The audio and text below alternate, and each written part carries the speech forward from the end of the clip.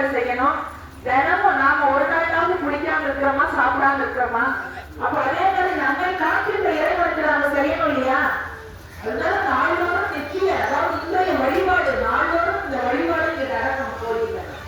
அதற்கு நாம தான் எல்லாரும் ஒற்றுமையாக இருந்து ஒற்றுமையாக இருக்கணும், விட்டு கொடுக்கணும். இந்த கோயில் சிறப்பாக செய்வதற்கு ஆளுக்கு ஒரு வேலை செய்து அதை சொல்றாரு.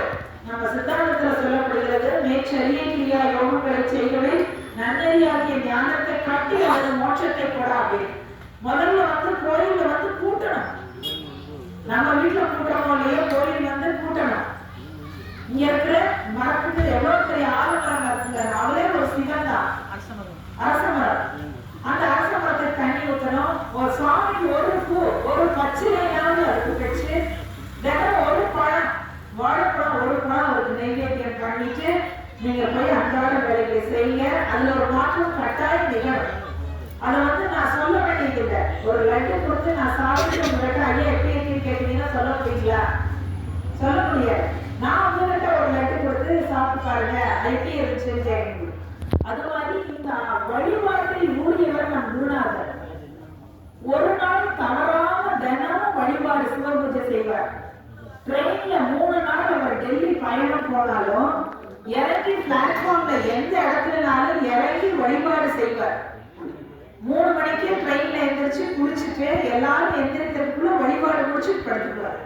அப்படி ஒரு நாளும் அவரும் அப்படித்தான், அவருடைய சீடராகிய நம்ம சம்பந்த சரணாலயர்களும் அப்படித்தான். ஒரு நாளும் தவறாம அந்த வழிபாடு சிவபூஜை பண்ணிட்டு தான் அவங்க அடுத்த வேலை செய்வாங்க. அதற்கு சாட்சி நம்ம இவர் குருநாதர் தான். அதனாலதான் அவருக்கு இப்ப என்ன வயசு ஆகுதுன்னு நினைக்கிறீங்க? 94 வயசு ஆச்சு. எப்படி சம்பளம் போட்டு உட்கார்ந்துருக்காரு பாருங்க. நாங்களே நினைச்சே பார்க்க முடியாது இந்த வயதுல இப்படி உட்காருவோம் என்று. அதற்கு அவருடைய மன திறமும் வழிபாடும் தான் முக்கியம். எந்த நேரமும் வழிபாடு, காலையில் வழிபாடு செய்யாமல் அவர் எந்த காரியம் செய்ய மாட்டார். அதுபோல நாம எல்லாம் ஒருங்கிணைந்து இந்த ஆலய வழிபாட்டை செம்மையாக கொண்டு வர வேண்டும். ஏன்னா மத்த இங்கேயே ஒரு குருநாதர் இருக்கிற, கணக்கம்பட்டியில் ஒரு குருநாதர் இருக்க இல்லைங்களா? அந்த குருநாதர் ஆசை நமக்கு எப்போதுமே இங்க உண்டு. தாந்தோன்றி ஈஸ்வரர் குருநாதர் நம்ம ஆசையும் நமக்கு உண்டு. அது போல நாம எல்லாரும் ஒருங்கிணைந்து தினமும் வழிபாடு. பெருமானுக்கு ஒருத்தர் தண்ணி ஊத்துறதுக்கு ஒரு நாள் ஒண்ணுமே செலவே இல்லை. தண்ணி ஊற்றி ஒரு பூ வச்சு ஒரு வாழைப்பழம், நாம தினம் வாழைப்பழம் நாம தான் சாப்பிட போறோம். சாமி சாப்பிட போறது இல்லை. அந்த பழத்தை நாம தான் எடுத்துட்டு போய் சாப்பிட போறோம். அதனால எல்லாரும் ஒருங்கிணைந்து இந்த வழிபாட்டை செய்யணும்.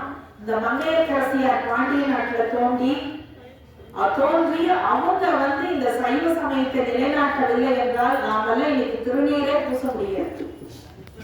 அப்படி சில அவருடைய அமைச்சரும் ஞானசம்பந்தர் முதல்ல திருமறை காடை வச்சு இந்த கதை மட்டும் உங்கள்கிட்ட சொல்லி நிறைவு செய்கிறேன். ஞானசம்பந்தர்